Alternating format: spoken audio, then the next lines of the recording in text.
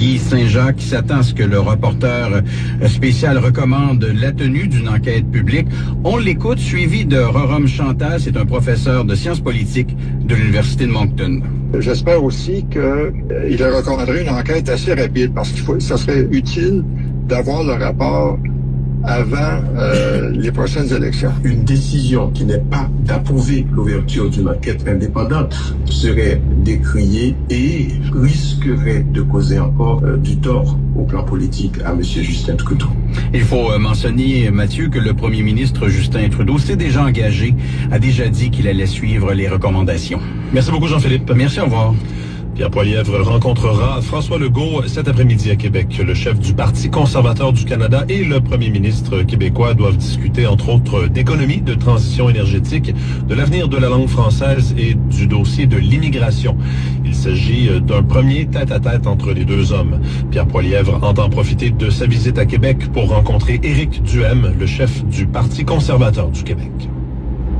Des sources indiquent à Radio-Canada que François Legault a dû demander à ses députés mécontents de l'abandon du troisième lien entre Québec et Lévis de présenter un front uni et de ne pas exprimer publiquement leur dissidence, ce qui causerait un certain malaise. Selon le professeur en communication publique et politique à l'ENAP, Philippe Dubois, la ligne de parti est un phénomène normal, mais son poids est lourd à porter pour les députés qui ne siègent pas au Conseil des ministres. La pire position qu'un député peut occuper, c'est celui de député d'arrière-ban du gouvernement. Donc, ça peut devenir parfois frustrant, notamment lorsqu'il y a une distorsion entre les intérêts de notre base électorale et les intérêts ou les décisions du gouvernement. Toujours selon des sources consultées par Radio-Canada, dans certaines circonscriptions, des bénévoles et des organisateurs auraient claqué la porte de la formation après l'annonce du recul concernant le troisième lien. La course au recrutement des étudiants internationaux est féroce entre les universités canadiennes. Les institutions post-secondaires du Nouveau-Brunswick ont craint le pire lorsqu'elles ont appris l'an dernier que le Québec allégerait les droits de scolarité pour certains étudiants étrangers. Voici le reportage d'Océane Doucet. Au Nouveau-Brunswick, les établissements postsecondaires comptent beaucoup sur les étudiants étrangers. L'arrivée d'un programme québécois en septembre pourrait toutefois inciter certains d'entre eux à se tourner vers cette province. Environ 3000 étudiants étrangers pourront bénéficier des mêmes droits de scolarité que les étudiants québécois dans certains secteurs, comme la santé et l'éducation. Denis Boucher est directeur du bureau du recrutement de l'Université de Moncton. L'annonce a été faite il y a presque un an, jour pour jour, l'an passé, puis on était à ce moment-là dans un salon de recrutement au Maroc. Puis je te cacherai pas que ça a eu l'effet d'une bombe. Bien que l'annonce ait piqué la curiosité des étudiants, aujourd'hui, l'effet semble mitigé. Quand on regarde, c'est 2850 bourses pour à peu près 100 000 étudiants. Du cégep et université au Québec. Fait que finalement, c'est comme 3 étudiants sur 100. Le PDG du Collège communautaire du Nouveau-Brunswick, Pierre Zundel, ne craint pas non plus de perdre des étudiants. Parce que c'est tellement limité. Je pense pas qu'on va voir un gros effet, ça veut dire que... Il rappelle que le Nouveau-Brunswick offre des droits de scolarité plus bas qu'au Québec pour des étudiants étrangers. Oui, je peux vous dire, pour le moment, on a beaucoup plus de demandes pour des étudiants internationaux qu'on a de capacité d'accueil. Donc, aujourd'hui, un des facteurs limitateurs très importants, c'est le logement. Dans une déclaration, le ministère de l'Éducation postsecondaire affirme être conscient de l'approche du Québec, mais n'est pas certain de l'impact qu'elle aura sur les inscriptions. Ici, Océane Doucet, Radio-Canada, Moncton. En bref, ailleurs dans le monde. Aux États-Unis, alors que plane la menace d'un défaut de paiement, une rencontre entre le président Joe Biden et le plus haut représentant républicain n'a mené à aucun accord quant au relèvement du plafond de la dette. Kevin McCarthy presse la Maison-Blanche d'accepter des coupures budgétaires, ce que Joe Biden refuse. Pour sa part, le président démocrate souhaite imposer des taxes supplémentaires auxquelles les républicains s'opposent. Le Kremlin se dit profondément préoccupé au deuxième jour de la plus importante incursion armée sur le sol russe depuis l'Ukraine. Selon le gouvernement russe, la région de Belgorod, située au nord de Kharkiv, a été la cible hier d'une incursion de combattants armés venant d'Ukraine qui a fait 8 blessés.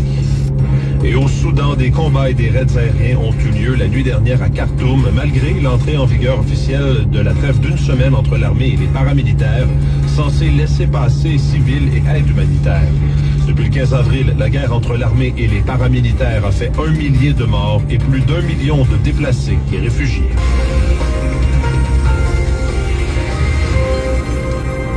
Le prix exorbitant des terres cultivables freine la relève agricole québécoise. Les jeunes cultivateurs ont de grandes difficultés à rentabiliser leurs projets de ferme.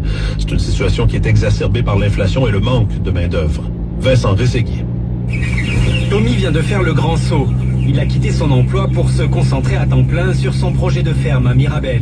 C'est vraiment notre salaire extérieur qui payait la ferme au début puis qui payait notre train de vie. Un projet qu'il a lancé il y a 3 ans avec sa conjointe, Laurence. Moi, depuis que j'ai 13 ans, je sais que je vais être productrice agricole. Leur rêve était de posséder une grande propriété, mais pour l'heure, ils louent un terrain de 2 hectares. La pandémie est arrivée. Premièrement, les taux d'intérêt ont extrêmement augmenté. Puis deuxièmement, les propriétés, le fonds de terre vraiment explosé. Notre rêve est devenu quasi impossible.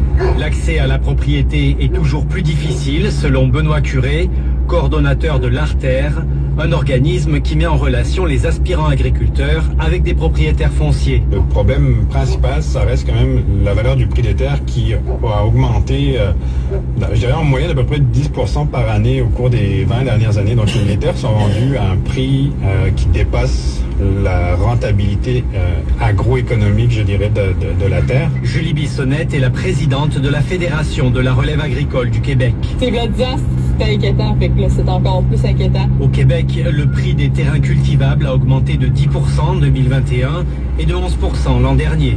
Ici Vincent Rességuier, Radio-Canada, Mirabel. Au sport maintenant, couronné champion du hockey junior québécois, les Remparts de Québec et leur entraîneur Patrick Roy prennent maintenant la route de Kamloops en Colombie-Britannique afin de participer dès vendredi au tournoi de la Coupe Memorial. Fort d'une poussée de 24 victoires en 26 matchs, le succès des Remparts fait bien l'affaire des commerçants de la capitale québécoise. Alexandre Drolet. Les commerçants de la ville de Québec ont profité de la frénésie des séries. C'est presque mission impossible de mettre la main sur un chandail des Remparts au lendemain de la victoire historique de l'équipe. Julien Hood, directeur de l'entrepôt du hockey, avait rarement vu un tel engouement.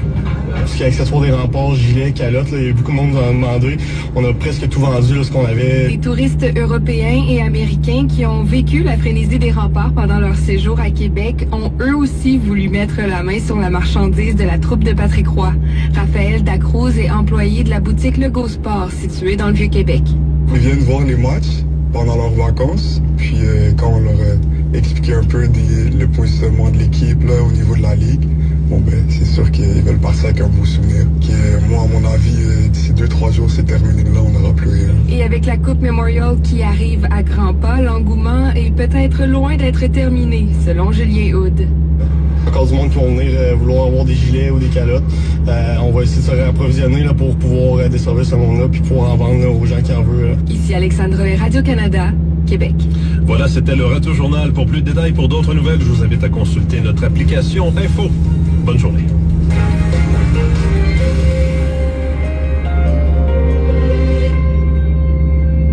Bon, salut. Vous voyez, on voulait simplement vous faire jouer cette section du journal. Hein. Vous avez, en fait, j'avais simplement que vous écoutez 2 points essentiels. Premièrement, les étudiants étrangers ici au Canada, hein, les étudiants étrangers. Puisque je vois beaucoup de jeunes m'écrivent, je veux venir étudier au Canada, Bon, il y a certaines provinces qui partent dans des conditions de propagande, de campagne, au Maroc, dans plusieurs pays, en essayant d'attirer la clientèle en disant que les étudiants étrangers peuvent payer le même prix que les étudiants canadiens, on peut le dire comme ça. Bon, après, il y a des controversies, ça boude et tout. Bon. Parfois, on donne des allègements, quelques bourses et tout. Voilà. Donc, ce que vous devez savoir ici, les études, ici, c'est un grand business. Hein, parce que beaucoup de jeunes Congo m'écrivent très souvent. Les études, c'est un business. Les universités ne sont pas des universités publiques ici. Hein. Les écoles de formation, par exemple, les écoles de métier, c'est-à-dire que vous pouvez aller apprendre l'électronique, la mécanique, la réfrigération, tout ça, vous comprenez? Tout ça, c'est pas public, c'est payant, hein, c'est payant.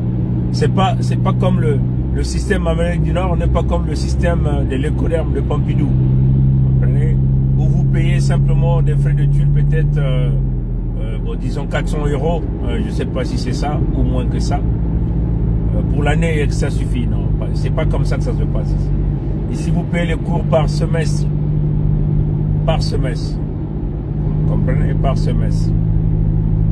Et si vous voulez, vous pouvez payer toute l'année, ça n'engage que vous. Mais en tout cas, si vous payez par semestre, parce que les universités ne ferment pas. Hein. Il y a pendant toutes les saisons, la rentrée d'automne, voilà, la rentrée d'hiver, à l'été aussi, il y a des cours. Hein.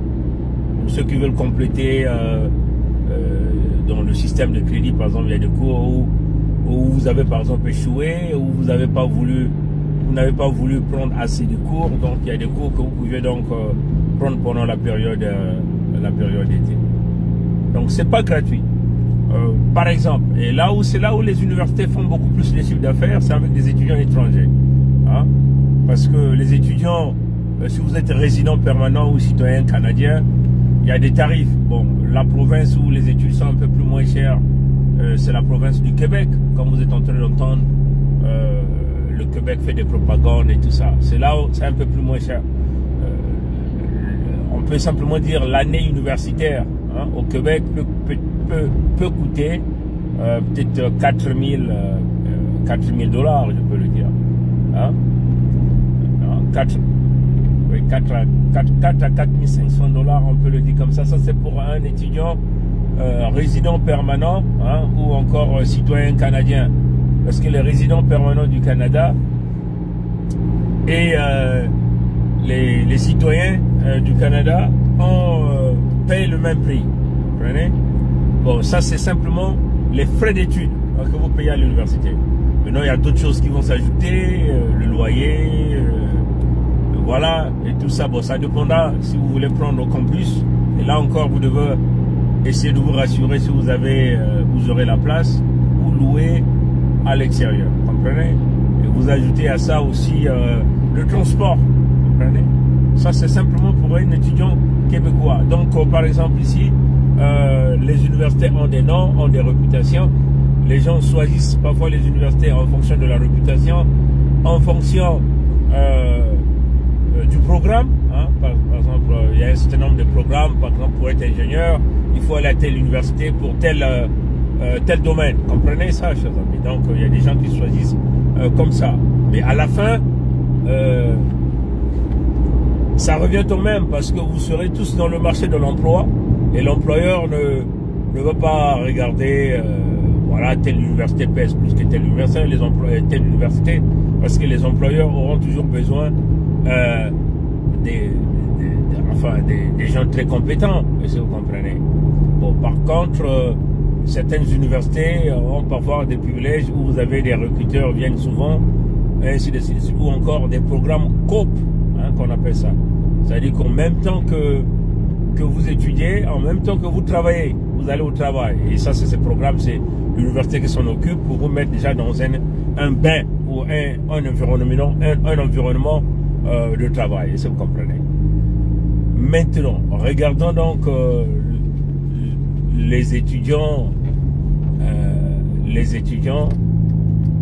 étrangers. Les étudiants étrangers dans les universités peuvent payer l'année jusqu'à 16 000 $ l'année. Hein, 16 000 $ l'année, 17 000 $ l'année, 20 000 $ l'année. Ça dépend des universités que vous voulez aller. Hein. Ça dépend des universités, ça dépend aussi des programmes. 20 000 $ l'année, est-ce que vous comprenez? Maintenant, en cela, vous devez ajouter le logement, hein? Vous devez ajouter le transport, vous devez ajouter la nourriture, est-ce que vous comprenez? Donc, si vous êtes un étudiant étranger au Canada, ça va vous coûter excessivement cher. Il faut avoir beaucoup de moyens. Hein? Il faut avoir beaucoup de moyens. Bon, nous savons qu'il y a des universités qui ont des programmes, bon, par exemple des programmes d'immigration, permet parfois aux étudiants étrangers d'avoir un petit boulot, mais ça, c'est le boulot, c'est en temps partiel, si vous comprenez. Donc, le petit boulot là, c'est des petits boulots parfois à l'intérieur même de l'université, ça ne peut pas vous permettre vraiment de couvrir toutes les dépenses. Hein? Est-ce que vous comprenez? Encore si vous venez comme un étudiant étranger, vous avez envie de bosser fort et de vite finir vos études. Est-ce que vous comprenez? Vous n'allez pas perdre le temps à aller travailler, passer quelques heures au cafétéria. Vous serez peut-être plus concentré à être dans les bibliothèques, faire vos recherches, voilà, faire vos travaux, et ainsi de suite. Donc, ce qui se passe, voilà pourquoi vous voyez que avec les programmes d'immigration, et essentiellement avec le Québec, hein, la province du Québec, qui part chercher, puisque nous sommes là dans le contexte du business, ils ont des agents qui font des propagandes, parfois et des universités travaillent en collaboration avec des agents d'immigration, hein, des services d'immigration, enfin, c'est des services privés hein, qui se disent des spécialistes en immigration, et donc ils rentrent en contact avec parfois des pays dictatoriaux, par exemple dans l'entité Congo avec C, vous voyez que toute la marmaille des enfants bourricots Mboshi se retrouve à Montréal, hein, au Canada, au Québec. Mais ils rentrent comme des étudiants. Mais si seulement si 100% rentrent au Canada, il y a seulement, je peux seulement dire 0,0001% de ces enfants Mboshi-là arrivent à terminer les programmes scolaires. Hein? Parce que ici, là, c'est pas Ngwabi, c'est pas l'université Ngwabi, vous comprenez? Et donc, l'objectif ici, c'est qu'ils viennent après leurs parents qui ont volé l'argent des Congo, peuvent se permettre de payer tout le parcours du combattant de leur enfant ici dans le domaine scolaire, si vous comprenez. C'est-à-dire que toutes les fois qu'ils échouent, les parents sont obligés de payer. Et puisque les programmes universitaires ici, si vous échouez plusieurs cris en même temps, on vous exclut de l'université. Donc ils vont changer d'école, ils vont tourner en rond. Ils vont passer plus de 2 ans comme ça d'échec. Hein? 2 ans d'échec. Puisque leurs parents ont de l'argent, ils vont continuer à payer. Et jusqu'à ce que après ils vont faire les demandes et tout avec des réseaux. Je ne sais pas si on les accorde ça. Je ne sais même pas quel est leur statut présentement. Ils sont nombreux là. À Québec, dans la province du Québec, on peut le dire comme ça, vous comprenez? Donc, pour les jeunes Congo, hein, tous ceux qui nous écrivent, vous voyez que les universités ici veulent recruter, hein, Les universités veulent recruter. Je vais simplement tourner comme ça, hein. Vous n'allez pas savoir là où je vais. Donc, les universités ont besoin d'argent. Est-ce que vous comprenez? C'est le business. Les universités doivent tourner. Vous comprenez? Ils ont besoin des étudiants. Ils font leur pactole avec les étudiants étrangers. Donc, ils envoient des recruteurs pour aller recruter. Vous comprenez? Mais non, quand on recrute, on veut des gens qui ont de l'argent. Des gens qui ont main de l'argent.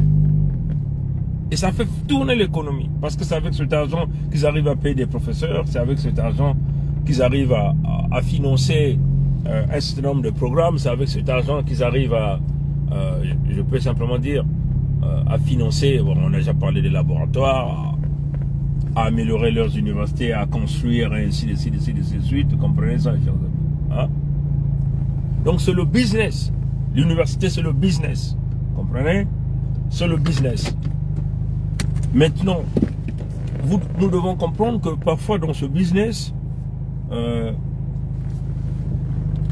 les études de qualité, les études parfois perdent la qualité. Hein, parce qu'il faut vite évacuer des vagues des étudiants. Hein. Ce semestre, combien ont travaillé, voilà, combien se sont enregistrés, combien sont admis, parfois un peu la pression au niveau des professeurs, ainsi de suite. Mais cela ne signifie pas qu'on va facilement distribuer des notes aux étudiants. Voilà pourquoi vous voyez toute la marmaille Mboshi.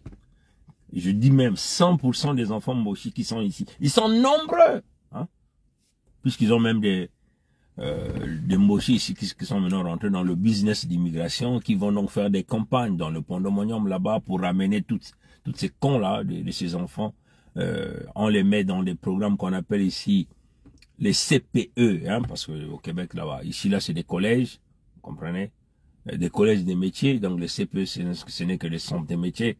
Tous ces gens-là échouent, brièvement échouent, si vous comprenez. Mais leurs parents payent. Ils payent les études parce qu'ils ont volé l'argent des capitales.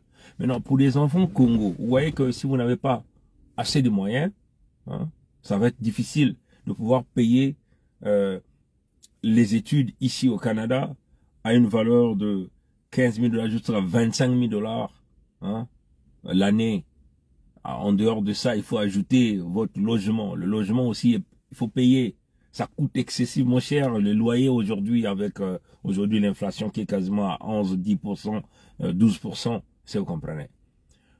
Voilà pourquoi, dans la vision Congo, il y aura des constructions des universités dans le contexte de la Fédération Congo, dans nos États et royaumes de la Fédération. Et on va créer donc le partenariat hein, avec des grandes universités, que d'ailleurs que nous avons fait des études que nous connaissons très bien, dans un programme d'échange des professeurs, dans un programme d'échange de compétences, dans un programme de formation. Vous comprenez? Donc, la Fédération Congo, un État de la Fédération Congo peut travailler en collaboration avec son gouvernement fédéral hein, pour aller prendre, par exemple, des contrats et donc faire venir, par exemple, des professeurs, des spécialistes dans tel domaine pour former les enfants Congo sur place, par exemple, pour une période. Est-ce que vous comprenez? Ça, c'est des programmes comme ça. Ça veut dire qu'on peut créer des programmes où on fait venir des gens qui commencent à former ces étudiants dans ces endroits. Maintenant, si à un certain niveau, ça demande l'évolution dans d'autres laboratoires que nous n'avons pas les compétences et les capacités, et en ce moment-là, la fédération pourra financer hein, le déplacement de quelques étudiants spécifiques pour leur donner cette spécialité, d'aller donc se déplacer, d'aller dans le grand pays, par exemple le Canada, les États-Unis, pour compléter donc cette partie de cette formation. Hein. Et une fois que ces gens-là ont la connaissance, peuvent donc transférer aussi la connaissance à tous ces enfants Congo. Mais ces programmes études de relations avec les universités des écoles de la Fédération Congo nous permettra de prendre l'expérience, la compétence des grands professeurs, au lieu que ça puisse profiter seulement à 2, 3, 4 étudiants que nous aurons peut-être faire voyager des territoires de la Fédération Congo au Canada, aux États-Unis. Là, en ce moment-là, ces professeurs-là se déplacent pour venir enseigner dans un programme peut-être 200, 300, 400 étudiants, et parmi lesquels il y aura donc des meilleurs qui vont sortir, qu'on peut peut-être trier, renvoyer dans d'autres laboratoires pour performer. Est-ce que vous comprenez? Et ça va être, ça va conserver de l'argent, hein, ça sera pas de l'argent qu'on va jeter sur la table comme les Mboshi aujourd'hui sont en train de faire. Avec tout l'argent qu'ils ont volé, ils envoient tout leur tétard des enfants ici à Québec, et à la fin, le résultat est nul, vous comprenez? C'est des échecs, et c'est des enfants qui vont se retrouver dans la rue, dans des bandes organisées, dans la drogue, dans les armes, et vous comprenez? Parce que une fois que la Fédération Congo va récupérer le contrôle de ses ressources naturelles, le contrôle de ses terres, ces gens-là n'auront plus d'argent. Une fois nous aurons à dépouiller tous ces mochis avec tous les biens qu'ils ont volés, ils n'auront plus d'argent même à supporter leur famille, hein, parce que c'est maintenant une fuite en avance. Hein. Nombreux viennent maintenant ici. Ils sont nombreux là, à Québec, au Canada. Ils viennent d'abord là-bas, et après ils vont chercher à infiltrer vers l'Ontario, vers l'Alberta. C'est ce qu'ils sont en train de faire. Et ça, vous comprenez. Mais, comme on a toujours dit, un bien mal acquis ne profite pas. Même quand ils volent, ils tentent de financer les études de leurs enfants. Là encore, ça marche pas. Parce que aujourd'hui, tout a démontré que les enfants Congo sont les enfants les plus brillants. Si vous mettez ces enfants-là dans des conditions normales de température et de pression, hein, c'est comme ça que je raisonne comme ça. Si vous les mettez dans des conditions normales de température et de pression, c'est-à-dire des conditions où cet enfant peut manger, a la facilité d'aller apprendre, cet enfant sera le meilleur parmi les meilleurs. Et nous l'avons prouvé ici dans ce pays. Nous avons travaillé en temps plein pendant la nuit. Nous avons fait les études en temps plein pendant la journée. Et pas n'importe quelle étude, des études universitaires. Il y a aussi des amis. Hein, on a des amis du côté, un enfant Congo du côté du Zaïre, hein, du côté de lui, il était en médecine, c'est la même chose. Et ce que nous avons fait, on a travaillé ensemble, on travaille en full time parce qu'on a des familles à supporter et on fait les études dans les universités, des études d'ingénieurs. Vous voyez, donc c'est des trucs poussés. Quand on dit temps plein, vous avez minimum par semestre 5 cours, hein, et c'est pas les moindres 5 cours, est-ce que vous comprenez? Minimum 5 cours, est-ce que vous comprenez? Donc ou 6 cours, hein, voilà, on appelle ça des crédits, 6 crédits, donc et ça là, ces cours là, c'est pas la blague, c'est tous les jours vous êtes à l'école, est-ce que vous comprenez? Donc et nous avons été les meilleurs, est-ce que vous comprenez? Quand même que nous avons travaillé full time la nuit et nous avons étudié full time, donc temps plein. La nuit, nous avons travaillé, nous avons étudié full time, donc temps plein la journée. Nous sommes sortis les meilleurs de notre promotion, hein, les meilleurs de la promotion. Et donc, là encore, imaginez, vous avez des jeunes Congos qui n'ont pas de famille à s'occuper, ils n'ont pas des enfants, vous les mettez dans des conditions normales de température et de pression, c'est-à-dire que des conditions là où ils peuvent manger, ils ont leur bourse qui vient régulièrement, ils ont des professeurs pour les encadrer, ils ont des conseillers autour d'eux pour les guider. Ces gens-là sortiront les meilleurs de leur génération. C'est comme ça, hein, comprenez. Donc voilà un peu ce que je tenais à dire. Et ça c'était par rapport au journal, parce que je voulais qu'on écoute ces 2 points. Donc je ne peux pas mettre la caméra pendant que je roulais. La deuxième partie, ce sont les problèmes des terres, hein, comme vous avez entendu dans ce journal. Les problèmes des terres. Les propriétaires des terres ici, les ayants droit de ce pays, et là encore on parlait du Québec, de la province de Québec, sont en train de faire louer les terres aux agriculteurs. Hein. Vous avez entendu que les prix des terres ont vraiment augmenté, les prix de la location des terres. Ils font louer leurs terres aux agriculteurs. Ils font louer. Ils ne vendent pas leurs terres. Et quand ils les font louer, le contrat c'est renouvelable annuellement.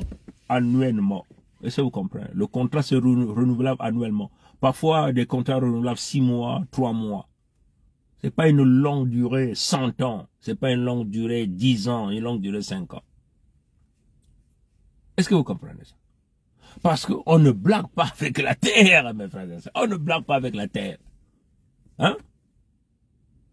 Vous comprenez ça? Maintenant, que font donc ces gens-là? Puisqu'il y a des problèmes de terre ici, ils vont donc chercher à se déplacer vers des pays où il y a la facilité d'obtenir ces terres-là. Et le marché qu'ils ont obtenu ici, c'est maintenant le marché de l'Afrique. On utilise maintenant des multinationales qui occupent des terres. Donc ces mêmes multinationales qui ont pillé et continuent de piller, passent maintenant à un autre type de business, la récupération des terres des Africains. Et ça là, chaque fils d'Afrique doit s'opposer à ça. Vous comprenez? Parce que ce qu'ils veulent maintenant faire, ils veulent maintenant faire de l'Afrique le business agricole, la production là-bas, pour venir nourrir des gens ici dans ces pays. Est-ce que vous comprenez? Faire galoper les prix, est-ce que vous comprenez? De polluer nos terres, hein, vous comprenez? Et nourrir ces gens d'ici. Hein? Est-ce que vous comprenez ça, chers amis? Donc, on ne peut pas blaguer avec l'affaire des terres. Voilà pourquoi nous sommes en train de le dire au Congo, à ceux qui sont en train de rentrer là, ils sont toujours, ils sont pas focus, hein, ils sont pas focalisés. Ils prennent ça comme du talk show. C'est devenu comme du talk show. Hein? Est-ce que vous comprenez? On ne peut pas blaguer avec l'affaire des terres. Est-ce que vous comprenez? Là, quand on parle de la souveraineté, c'est d'avoir la colonne vertébrale, leur armée, l'armée Congo pour protéger les territoires Congo, les terres Congo. C'est ça ce qu'on appelle la souveraineté. La souveraineté, c'est contrôler ses ressources naturelles, c'est protéger sa langue, protéger sa culture, protéger son peuple. Vous croyez que ici, là, au Canada, les gens vont me permettre de venir imposer le Bembe, le Kibembe dans une école? Mais ça, je vais même commencer même par où? Hein? Vous comprenez? Donc, ne prenons pas cette affaire de la Fédération congolaise à la légère. Hein? Vous prenez à vous jeter des pichenettes, à s'attaquer aux gens qui ont une motivation, sont déterminés parce que vous êtes dans des états de traîtrise. Ne prenez pas cette affaire-là, la blague à la légère. Hein? nous sommes en train de vivre une extinction. Vous avez entendu Onana, on va revenir sur ça peut-être prochainement, mais c'est pas la blague. Nous sommes en voie d'extinction. Ils veulent nous exterminer, nous finir une bonne fois. Comprenez? Mais vraiment, je demande à notre peuple de se ressaisir. Hein? C'est pas la blague. Hein? Nous n'avons pas encore pris le contrôle de ces terres-là. Est-ce que vous comprenez? Nous sommes encore dans la partie théorique. Est-ce que vous comprenez? Nous n'avons pas encore pris le contrôle de nos ressources naturelles. L'ennemi est encore là sur nos terres. L'ennemi contrôle encore nos terres. Est-ce que vous comprenez? Donc, même si on veut venir parler 1 million de fois là, l'ennemi est encore là. Sassou, Nguepso, Maturin, les Mboshi, les Français, ça c'est une évidence. Ils sont encore là en train de contrôler nos ressources naturelles, en train d'exterminer notre peuple. Ils sont là aux commandes. Est-ce que vous comprenez? Donc, le mandat que nous avons proposé au peuple et que le peuple a appuyé, à travers la boussole qu'est la pétition, c'est d'aller chercher l'assistance nécessaire, d'utiliser tous les moyens afin de dégager militairement l'ennemi qui est sur nos terres. C'est ça le mandat. Et c'est ça l'objectif même, le premier même objectif de la création de l'USK, de l'alliance des peuples. Nous appelons l'alliance éternelle de l'USK. Et le royaume de Longo souverain est insoumis. C'est ça. C'est ça l'objectif même de la création de la Fédération Congo comme étant le 55e pays dès le début. On l'a boulonné ça dans cette position-là. Vous avez tous entendu la communication de Sa Majesté Tshikaya Zinga Ier à cet effet quand il parlait au président Assimi Goïta et au président Ibrahim Traoré. Ibrahim Traoré de Burkina Faso et Assimi Goïta, le président du Mali. Et ça, c'était une communication du 26 février, je crois, 2023. Hein? 26 février. Vous comprenez? Donc, vous comprenez ça, chers amis. Donc, nous avons déjà boulonné la fédération sur ce cap-là, depuis que nous avons créé cette fédération-là, le 23 octobre 2021. Vous comprenez? Maintenant, si il y a des pays, l'Union africaine a organisé un sommet extraordinaire le 18 février 2023. Donc, cette année, la Fédération Congo a été déjà placée 55e pays d'Afrique depuis le 23 octobre 2021. Hein? 2021. Maintenant, eux, ils viennent aujourd'hui, ils veulent maintenant parler d'un 55e pays. Parce que seulement nous avons commencé de se proclamer 55e pays. Est-ce que vous comprenez? C'est grave cette affaire-là. Spirituellement, nous l'avons placé comme le Créateur a voulu. Nzambi Mpungu a voulu que ce soit à la 55e position. Est-ce que vous comprenez? Donc, vous ne pouvez pas venir déplacer ça. Donc, ne prenez pas ça à la blague. Vous comprenez? Parce que ces choses-là, c'est d'abord dans le monde de l'au-delà avant que ça soit matériel. Hein? Vous comprenez ça? Donc, je vais m'arrêter par là. Les problèmes de terre, vous avez suivi ici au Canada. Des agriculteurs ont du mal à trouver des terres à louer. Et les propriétaires sont en train de faire louer ces terres-là par trimestre. Tous les 6 mois, toute l'année, des contrats renouvelables. Hein, si le propriétaire dit je ne veux plus, il ne veut plus. Donc nos terres à nous ne peuvent pas être léguées aux gens pour 100 ans. Ne peut pas être léguées aux gens. Non, pas du tout. Surtout que nous les Congos, on n'a pas approuvé. Non, pas du tout. Et ça vous comprenez. Donc nous nous battons pour nos terres. Donc pour le moment, le travail du Conseil fédéral Congo, pour ceux qui sont restés dans le Conseil fédéral Congo, ceux qui sont restés dans le Conseil fédéral Congo, parce qu'il faut dire maintenant des choses d'une manière claire. Kayi est sorti du Conseil fédéral Congo, Makosso 5 est sorti du Conseil fédéral Congo. Il faut dire des choses d'une manière claire. Donc ne venez pas faire des... ne cherchez pas à emmener notre peuple dans une diversion, parce que l'intention de ces individus, ils ont voulu enlever une partie de nos territoires, hein, donc une partie des territoires pour aller créer des ramifications avec des mochis. C'est ça la réalité. Et nous on a dit non. Et nos peuples, je crois que nos peuples sont très conscients. Parce que c'est hier, par exemple, nous avons reçu 1500 signatures de pétition. Hein? C'est le frère Bilangui qui a fait ce travail-là hier. Et il y a quelques jours, je crois que nous avons aussi reçu plus de 800. Ça, c'est venu directement à moi. Hein? Plus de 800 que j'ai reçus. Revenons droit de notaire là-bas. Si vous comprenez. Et donc, voilà ce qui est en train de se passer. Si vous comprenez. Donc, et voilà pourquoi notre peuple a des oreilles debout. Hein, les gens parlent de la souveraineté, Vous voulez aller où? Personne ne s'ingère dans les affaires. Mais quand il y a un problème dans un État ou un royaume de la fédération et que le leader de cet endroit-là ne parle pas de ça, surtout des problèmes de corruption et de fraude, et surtout que quand le nom de ces leaders-là est cité parmi la corruption, vous voulez quoi? On doit en parler, parce que c'est une affaire des peuples et des fédérations, de la réputation de tout le monde, si vous comprenez. On doit en parler. Donc, venez répondre aux questions, puisque les gens vous ont accusé, venez vous défendre par rapport à ça. Au lieu de tenter d'emmener notre peuple dans les voies de la diversion, comprenez? L'objectif n'est pas là. L'objectif, c'est de dégager l'ennemi, pas militairement, par les armes. Comprenez? S'il faut leur donner la mort, on va leur donner la mort. C'est ça l'objectif. Comprenez? Et parce que jusqu'à ce jour, ces gens-là ne font pas de ce travail. Ils sont là assis tranquillement. Ils ne fournissent aucun effort. Comprenez? C'est au biais de sacrifice des uns et des autres, ceux qui sont hyper motivés, que nous allons arriver à ça. Vous comprenez ça, hein? Bon, donc moi je vais donc vous laisser. Donc Dieu est au contrôle, hein? Donc passez une bonne journée. Baton William Botte. Abou Pia. Yeah.